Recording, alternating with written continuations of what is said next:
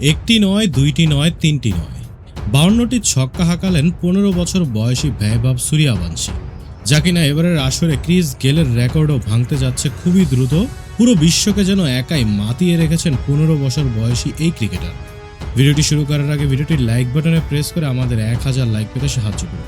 এবারের আইপিএল এর প্রথম থেকে শেষ পর্যন্ত রাজস্থানের হয়ে রীতিমতো অসাধারণ ব্যাটিং করে আসছেন বৈভব সূর্যবংশী।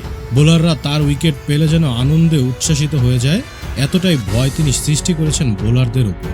বড় বড় দেশি বিদেশি বোলারদের মধ্যে কাউকেই ছাড় দেয়নি এখন পর্যন্ত বৈভব সূর্যবংশী। আইপিএল এর দাপটের অন্য নাম হয়ে দাঁড়িয়েছে সূর্যবংশী। 15 বছর বয়সী এই বৈভব সূর্যবংশী বর্তমানে আইপিএল এর সর্বোচ্চ রান সংগ্রহকারী, যে কিনা ছক্কার তাণ্ডব চালিয়েছে এবারের আসরে। এবারের আসরে একটি নয়, দুইটি নয়, 10টি নয়, 20টিও নয়, 30টিও নয়, রীতিমতো 13তম ম্যাচ শেষে 52টি ছক্কা হাঁকিয়েছেন বৈভব সূর্যবংশী।